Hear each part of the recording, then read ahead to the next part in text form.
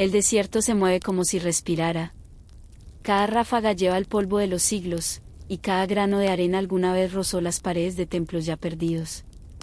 Más allá de las dunas de Dajla, lejos del Nilo y de su memoria viva, existe un hueco en la tierra que no aparece en ningún mapa. Los beduinos evitan esa zona, dicen que las brújulas allí se confunden, que ecos antiguos responden donde no hay muros.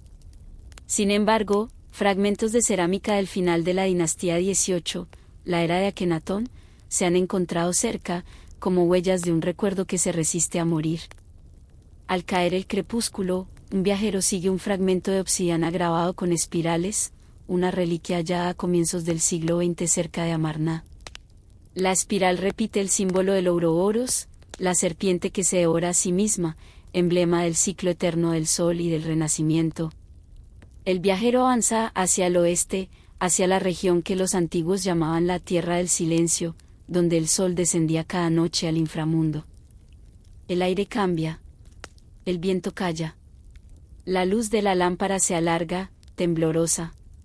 Bajo sus pasos, la arena cede y revela una losa de basalto oscuro, fría, marcada por la figura de una serpiente. Se arrodilla. El polvo se pega a sus manos. Limpia con cuidado el contorno hasta revelar la forma completa, no una talla, sino una tapa. Debajo, el vacío murmura como un trueno dormido. Los registros arqueológicos mencionan tumbas selladas no por honor, sino por miedo. Los sacerdotes de Amón borraban nombres para negarles la eternidad. Entre los reinados de Oremeb y Ramsés y la historia se interrumpe, 15 años que el tiempo no explica.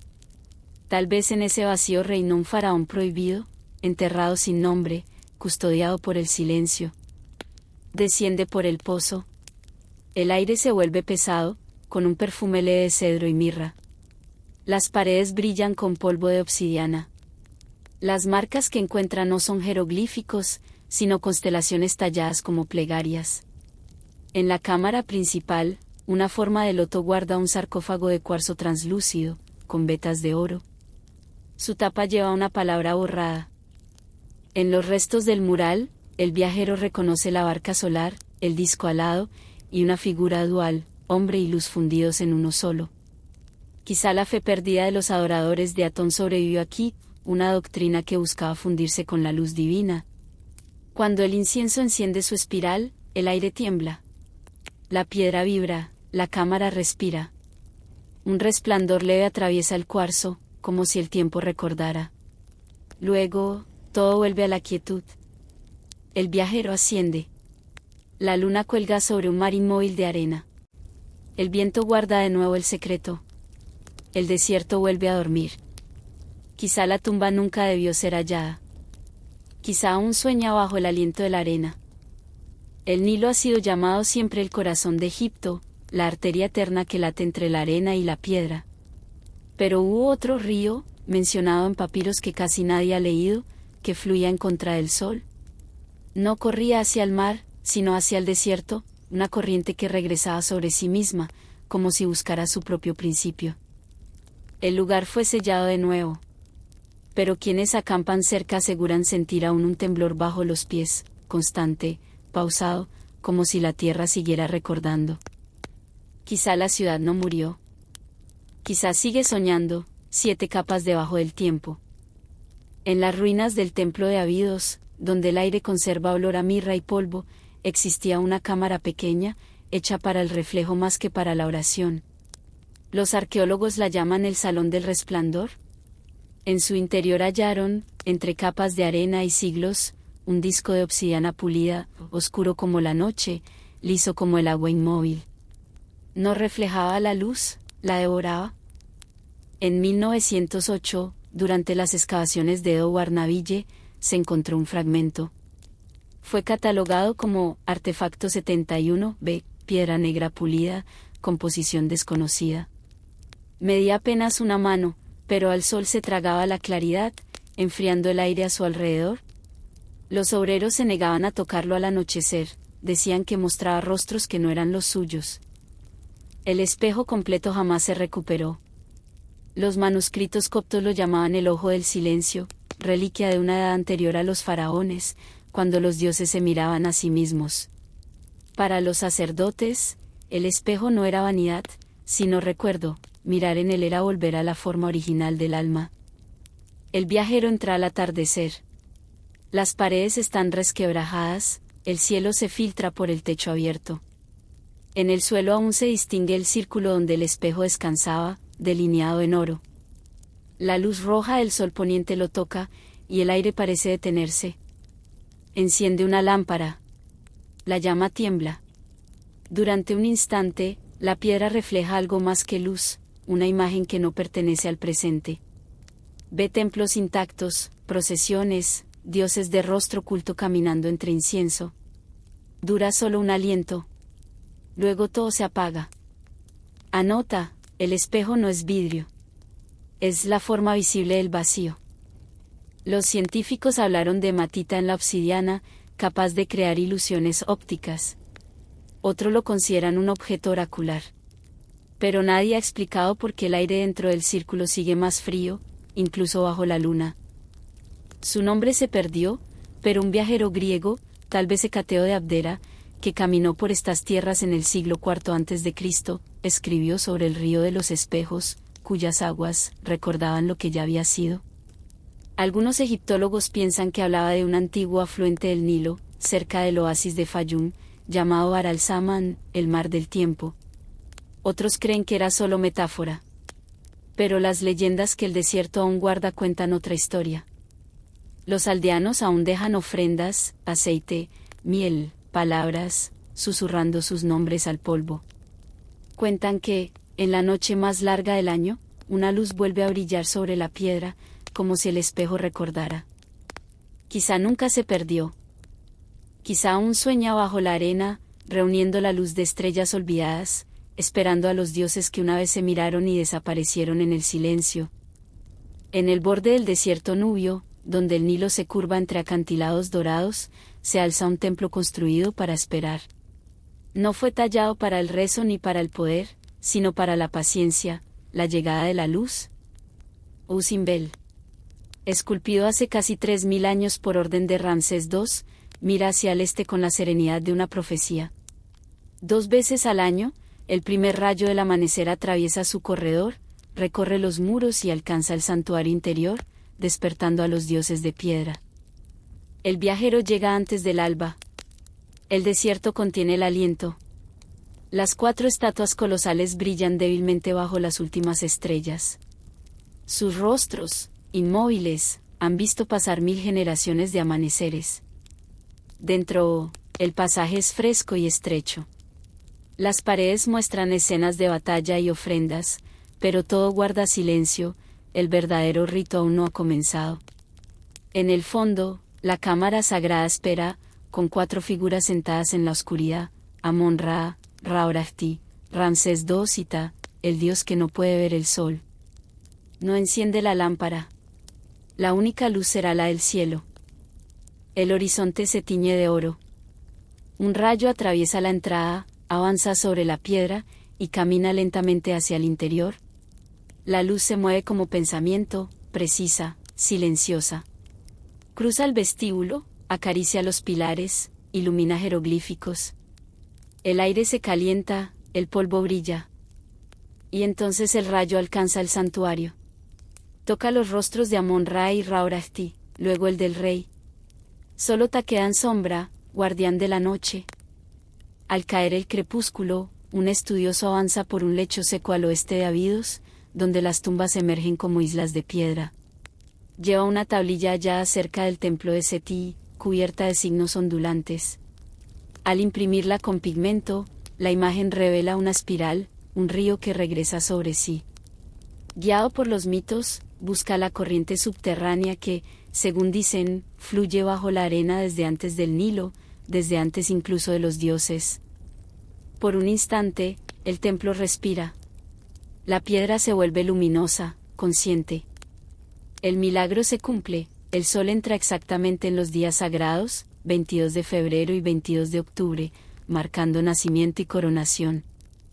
Los arqueólogos han calculado su eje, 92 grados noreste, 65 metros de longitud. En 1968, cuando todo el monte fue trasladado piedra por piedra para salvarlo del lago Nasser, el alineamiento persistió. Pero el viajero no piensa en números. Solo siente silencio y pulso. Comprende que el templo no honra a un rey, sino al equilibrio entre cielo y tierra. La luz se retira. Las figuras regresan a la penumbra. El templo vuelve a esperar. Esa espera es su oración. Afuera, el viento huele a sol naciente. Las montañas resplandecen. Y el viajero entiende, la eternidad no es tiempo infinito, sino repetición perfecta. Incluso cuando nadie mira, el templo cumple su promesa.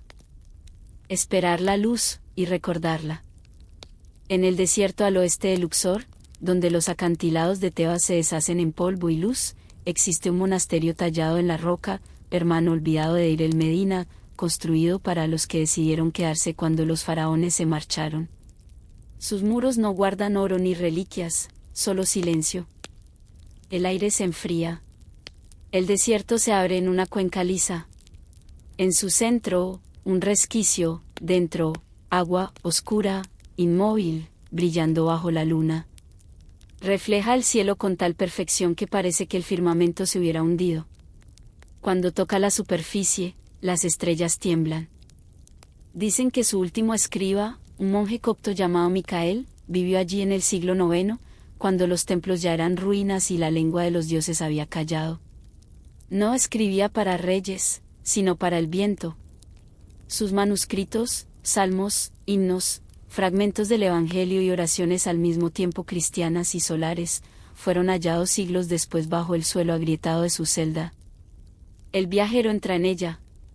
El umbral es estrecho. Las paredes, cubiertas de inscripciones en copto, griego y jerático, parecen respirar. Sobre una mesa de madera, la huella circular de un tintero. En la pared, una frase tallada: quien escribe en silencio, oye la eternidad. El monasterio fue descubierto en 1948, cerca del Valle de las Reinas. Los papiros encontrados hablaban de luz y quietud, de un Dios que duerme en el polvo. En uno puede leerse: cuando las voces callaron, las piedras comenzaron a cantar. Yo solo escribí lo que oí. El viajero acaricia las letras, siente su pulso. Imagina al monje, solo, escribiendo a la luz de una lámpara, dejando que el silencio hablara por él. Afuera, el horizonte palidece. El templo no fue hecho para rezar, sino para recordar.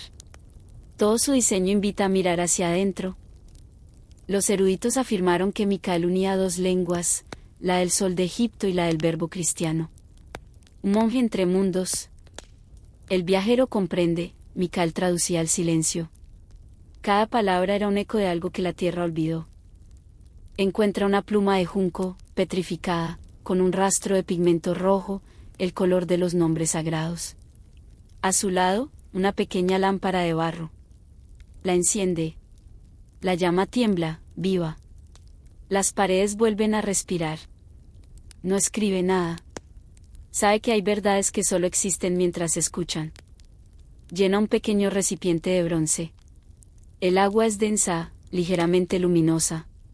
Al verterla, parece resistir la gravedad, girando hacia arriba antes de caer.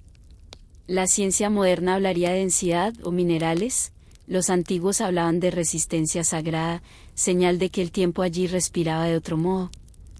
Cuando sale, el sol toca los acantilados. La celda queda atrás, encendida. Los papiros descansan en museos. Los eruditos discuten. Pero quizá Micael no quiso ser entendido. Quizá escribió para enseñarnos a oír. Y aún hoy, cuando el viento cruza Tebas, suena como escritura antigua. Algunos silencios, parece, se convierten en la voz de la historia. El viento pasa entre las ruinas y recuerda. Cada templo, cada piedra, cada eco fue alguna vez un aliento, un nombre susurrado al tiempo. Escuchamos ahora, no para conquistar la historia, sino para descansar dentro de ella, para dejar que su silencio nos enseñe a soñar otra vez. Porque el pasado nunca termina. Solo duerme, esperando la luz, esperando al oyente, esperando el sonido del recuerdo. En los textos funerarios de Abido se menciona un río de los muertos que regresan, por donde las almas de los faraones retrocedían a través del más allá hasta unirse con el amanecer. Tal vez este río era su reflejo terrenal, una sombra líquida del viaje solar nocturno. El erudito acampa junto al agua. Escucha. Lo que oye no son olas, sino voces, un murmullo lento, inmenso. No profetizan, recuerdan. Hablan de imperios convertidos en polvo, de palabras que aún respiran bajo la superficie. Años después, su cuaderno fue hallado cerca de Ir el Medina. En él se leía, la corriente se curva. No avanza, regresa. Como si recordara su origen. La escritura terminaba ahí. Su tienda estaba intacta, su lámpara apagada. Los arqueólogos explicaron el fenómeno como ilusión hidráulica, pero los beduinos aún lo llaman Yuememel Saman, la madre del tiempo. Dicen que durante ciertas lunas el estanque refleja cielos antiguos, estrellas que ya no existen. Imagínalo, el desierto inmóvil, las estrellas respirando hacia atrás, el río latiendo en silencio. Quizá no era agua, sino memoria condensada. Quizá el tiempo mismo reposa allí antes de volver a fluir. Hay ruinas que viven bajo el sol del día, y otras que solo respiran cuando el sol comienza a morir. En las colinas occidentales de Luxor, donde los acantilados de Deir el-Bahari recogen el último fuego del atardecer, los exploradores hablaban de un resplandor entre las piedras, una puerta que solo aparecía al anochecer, tallada no por manos, sino por la lenta labor de la luz y la sombra. En 1893, el arqueólogo Flinders Petrie anotó en sus cuadernos una formación extraña, un arco de arenisca que parecía sólido al ocaso y ausente al amanecer. Muchos lo tomaron por espejismo. Los obreros locales lo llamaban Bab el-Lail, la puerta de la noche. Se negaban a pasar por allí al caer el sol, diciendo que no conducía hacia adelante, sino hacia adentro, donde los dioses sueñan con los hombres. A esa hora dorada, el aire se detiene. Los acantilados brillan como bronce, y el viento calla como si esperara un rezo. Entre pilares rotos y santuarios medio enterrados, la puerta surge, un óvalo luminoso grabado en la roca, rodeado por jeroglíficos casi borrados. Cuando el sol se apaga, las inscripciones arden con un brillo suave, dibujando la curva del horizonte plegado sobre sí mismo. Los signos son antiguos, más antiguos que el Reino Nuevo, similares a los de Abidos, donde los primeros reyes grabaron su descenso a la eternidad. Un símbolo se repite, dos manos sosteniendo un disco de luz. Los egiptólogos lo traducen como Sema Rempet, la unión del tiempo, el instante en que el día se convierte en noche. El viajero se detiene ante ella. Siente un pulso bajo los pies, un latido sordo en la piedra. Apoya la palma. Está tibia. Una vibración le recorre el cuerpo, leve, constante. La puerta no se abre, se profundiza. Los sacerdotes de Amón hablaban de las horas transicionales, momentos en que la frontera entre los mundos se adelgaza. En Tebas, el rito del ocaso, la ceremonia del velo, sellaba las puertas del templo mientras los himnos se desvanecían hacia los acantilados. Algunos creían que las montañas escuchaban, que cada noche los dioses se retiraban por pasajes invisibles hacia el más allá. Quizá, una tarde, esas puertas decidieron mostrarse. El viajero mide, anota, observa. Pero al retroceder, el arco parece moverse, como si flotara. A través de él, la arena cambia de color, se vuelve plateada. El horizonte vibra.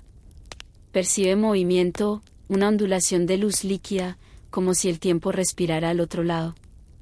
Por un instante, ve su propio reflejo mirándolo, más viejo, más lejano. El sonido se suaviza, se vuelve humano, como un susurro que alguna vez conoció. Luego se disuelve. El acantilado vuelve a ser piedra. Cuando llegan las estrellas, la puerta ha desaparecido. Solo queda un círculo de piedra pulida, liso al tacto. Décadas después, imágenes satelitales mostraron un rastro de calor en ese mismo punto, energía donde el sol no debería habitar. El archivo duerme en silencio. Algunos misterios no se descubren, esperan. La puerta de la noche no se abre a los vivos ni a los muertos, sino al recuerdo, a la respiración entre un día y el siguiente. Quizá aún esté allí, invisible hasta que el corazón aprenda a callar lo suficiente para verla. Bajo los acantilados calizos de Tebas occidental, donde el desierto se curva hacia la sombra, existe un pasaje que pocos han visto. Comienza como una grieta en la roca, más estrecha que un suspiro, y se ensancha en un corredor tallado no por herramientas, sino por la paciencia del tiempo. Los beduinos lo llaman Dar al-Sat, la casa del silencio. Los eruditos, cuando se atreven a mencionarlo, lo nombran la biblioteca de piedra. Fue mencionada por primera vez en 1889 por Emilia Melineau, arqueólogo francés que excavó en Abidos. En sus notas escribió sobre una cámara cuyas paredes cantan al tacto. Después, nada. Pero fragmentos de su diario hablan de un asentamiento copto cercano que custodiaba algo más antiguo que su propia fe. Al caer el crepúsculo, un viajero desciende con una lámpara.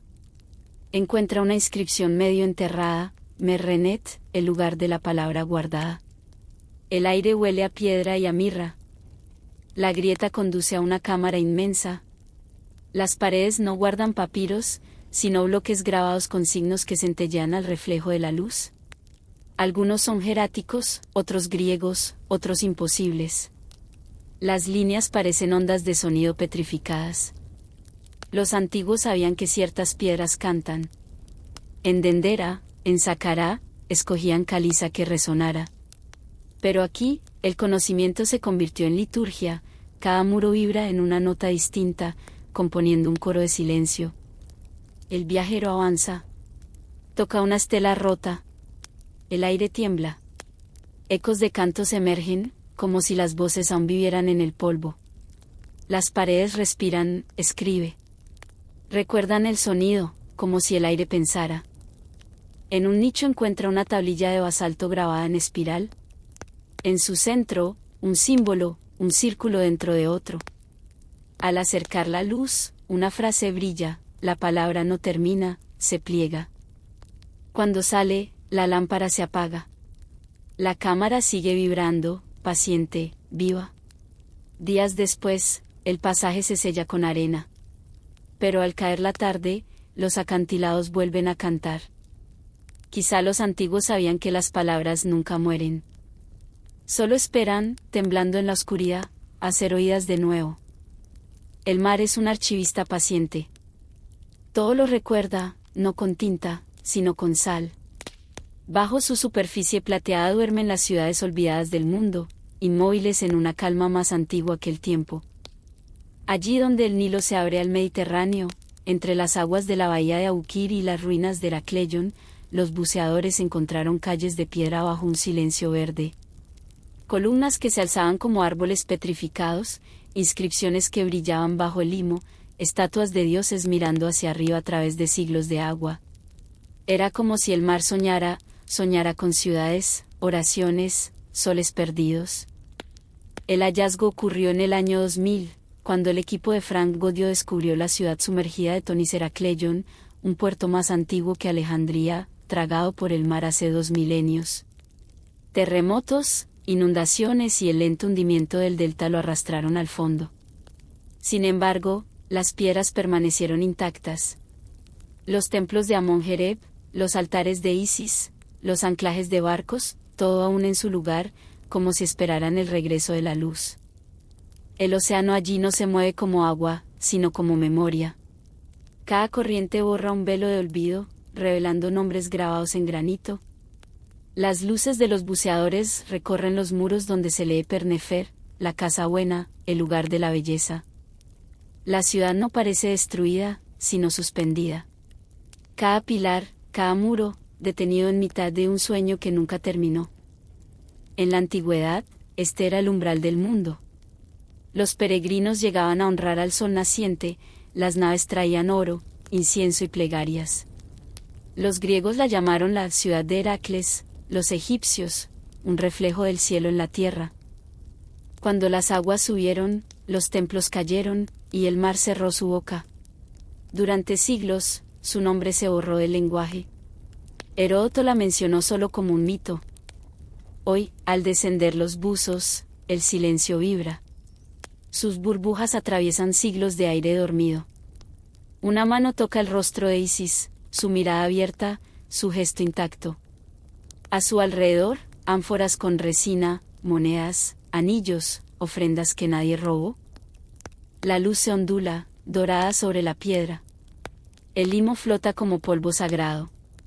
Y por un instante, el mar parece hablar, no con voz, sino con pulso. Cada ola late como el corazón del recuerdo. En las imágenes submarinas, las paredes brillan. En una de ellas, los sacerdotes levantan antorchas para el dios que navega hacia el amanecer. La escena se repite, infinita, circular, como un rezo que nunca termina. Quizá el mar lo escuchó. Quizá esa plegaria continúa aún, cantada por el agua. Frank Godio escribió al salir, parece que el mar protegió esta ciudad, no que la destruyera. Hay otras ciudades sumergidas, Pablo Petri, Yonaguni, Valle, pero ninguna respira como Heracleion. No es ruina, es memoria suspendida. Al caer la tarde, los buzos emergen. El azul se oscurece. El mar cierra sus párpados. Y abajo, la ciudad vuelve a soñar. No termina. Solo recuerda. Como todo lo que el mar ama, espera, silenciosa, eterna. Hay montañas en Egipto que no se alzan, sino que respiran, silenciosas, plateadas, esculpidas por el tiempo. En el borde del desierto oriental, más allá de las canteras de Atnu, hay una de ellas. No tiene nombre oficial, solo el que murmuran los beduinos, Jabal al-Qamar, la montaña de la luna. En 1927, un pequeño equipo dirigido por Ahmed Kamal encontró restos de escaleras de alabastro en sus laderas. El hallazgo nunca se publicó. El desierto lo recuperó en silencio. Pero en sus notas, Kamal escribió algo extraño, una ciudad sin sol. Relieves tan pálidos que solo podían leerse bajo la luz de la luna. La historia comienza una noche así, respirada, inmóvil, plateada. El viajero asciende al anochecer. El calor se ha ido y el aire late con una quietud viva.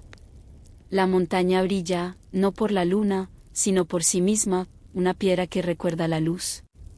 El camino sube entre rocas labradas por manos antiguas. A mitad de camino, aparece un arco flanqueado por estatuas erosionadas. En el pecho, todas llevan el mismo emblema, una media luna sosteniendo una llama. La inscripción dice Perkua, la casa de la corona nocturna. Más tarde, los arqueólogos la relacionarían con una breve hermandad del Reino Medio, devota no del sol, sino de su reflejo.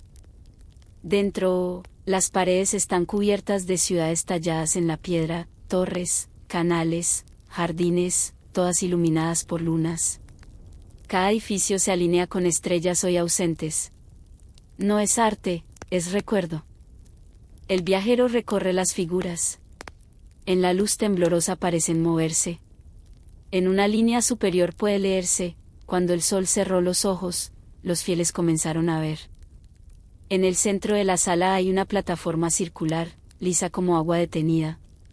En ella, un trono de alabastro.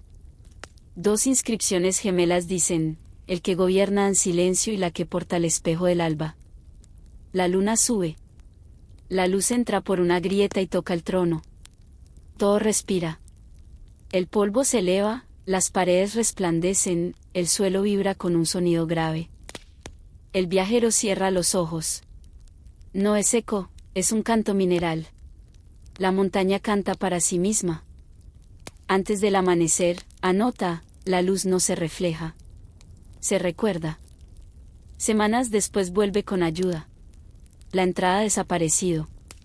El acantilado parece entero. Solo quedan fragmentos pálidos que aún brillan en la oscuridad. Dicen los lugareños que el reino resurge con cada luna llena, no en cuerpo, sino en luz. Quizá nunca se perdió. Quizá simplemente duerme, tallado en la memoria de la piedra. En los archivos del antiguo Museo del Cairo existe un fragmento etiquetado solo como Papiro 441b. Sus bordes están ennegrecidos, pero no hay ceniza, ni olor a humo. Las fibras permanecen intactas, como si hubieran sido tocadas por un calor que no quema, una luz que sabe destruir sin llama. Fue hallado en 1902 por Joseph Nasri, un escriba egipcio que trabajaba cerca de Saqqara, entre los restos de una tumba colapsada. Dijo que el rollo estaba cálido al tacto, aunque llevaba enterrado más de 3000 años. Los jeroglíficos brillaban al aire, luego se desvanecían, como aliento sobre vidrio. Los eruditos hablaron de reacciones minerales. Nasri habló de lo divino. El fragmento contaba la historia del libro de la luz retornada, un texto escrito no con tinta, sino con resplandor. Los sacerdotes de Tot lo guardaban, grabado a través de cánticos que imprimían el sonido en la materia. No estaba hecho para ser leído con los ojos, sino con el alma. En lo profundo de la necrópolis, el viajero desciende a una cámara de basalto pulido. En el centro, sobre un altar, descansa un rollo sellado. Al romper la resina, el aire cobra vida. Los signos laten, cambian, respiran. El pergamino parece tener conciencia. Lee en voz baja, la llama que no quema es la memoria del primer amanecer. El aire se calienta. Las sombras retroceden. Algo invisible escucha. Cada palabra pronunciada hace desaparecer una línea más. El papiro se aclara, y la luz aumenta. Cuando llega al final, no queda nada que leer. El rollo brilla una vez, y se disuelve. Al salir, amanece sobre el desierto. En sus manos solo queda el tubo vacío, pero sus dedos resplandecen débilmente, como si la luz lo siguiera. Los historiadores discuten el caso. Algunos lo llaman mito, otros observan que ciertos pigmentos del Reino Nuevo pueden emitir luminiscencia. Pero ninguno explica por qué el fragmento que se conserva todavía brilla bajo la luna. Exámenes con luz ultravioleta en 1963 mostraron líneas invisibles, vibraciones sin tinta. Como si el papiro recordara haber sido leído. Quizá el texto hablaba de la visión interior, o del fuego del alma. Quizá era advertencia o plegaria. Sea lo que fuera, su verdad no podía existir en forma material. Al comprenderse, se desvanecía. Tal vez todo conocimiento sagrado hace lo mismo, se quema al revelarse, dejando solo su calor. Y bajo la arena de Saqqara, tal vez otro papiro espera, soñando con ser leído, y arder otra vez sin fuego.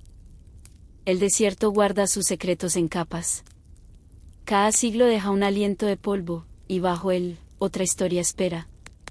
Al oeste de Abidos, donde el horizonte se curva como una eternidad de arena, existe un lugar que los locales llaman Medinet el Sat, la ciudad del silencio. Sobre la superficie no queda más que un puñado de piedras medio hundidas. Pero bajo tierra, la memoria sigue viva. El primer hallazgo ocurrió en 1934. La arqueóloga británica Margaret Benson escuchó un eco hueco mientras trabajaba cerca de una antigua necrópolis. Al excavar, descubrieron un suelo pavimentado. Debajo, otro. Y luego otro más. Cuando llegaron al 7º nivel, la lámpara parpadeaba, y el aire olía a tiempo antiguo.